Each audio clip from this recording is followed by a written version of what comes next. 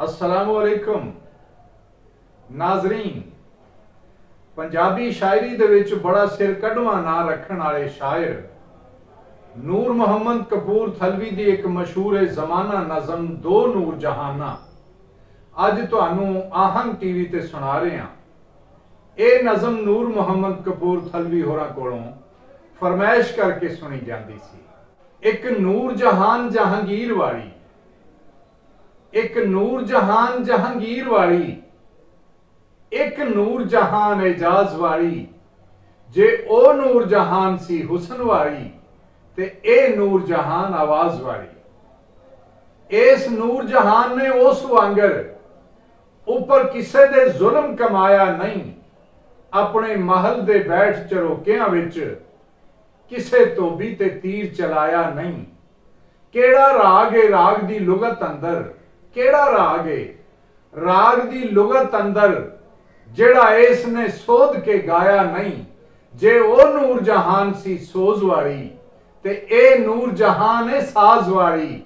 एक नूर जहान जहांगीर वाली, एक नूर जहान एजाज वाली। राई राह पे जान ते कुड़ी जम्मी, मुश्किल उन्हां लई निक्की जई जान बन गई। ना वो चुक सकण, ना वो चुक सकण, ना वो सुट सकण। मां रो रो के परेशान बन गई।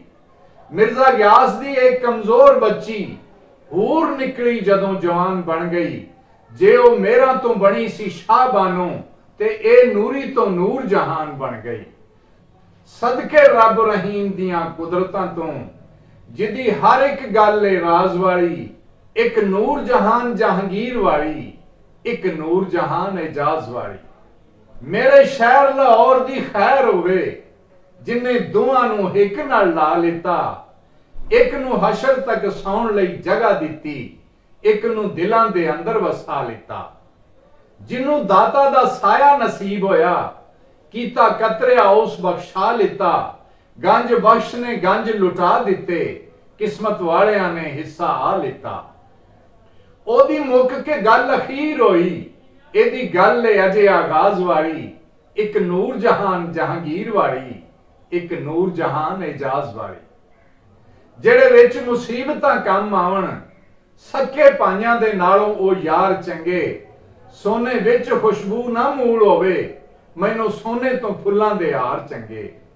जेड़े हीरे नू चट के मरन सोने, उस हीरे तो लोहे दे तार चंगे। जेड़े हीरे नू चट के मरन सोने, उस हीरे तो लोहे दे तार चंगे। मैनू शाही चों खून दी बो आवे, बादशाहां नालों फनकार चंगे, बादशाहां नालों फनकार चंगे। देंदे कड उदासियां दिलां विचों, सरगम छेड़ दे जदों आवाज वाली। एक नूर जहान जहांगीर वाली, एक नूर जहान एजाज वाली, एक नूर जहान एजाज वाली।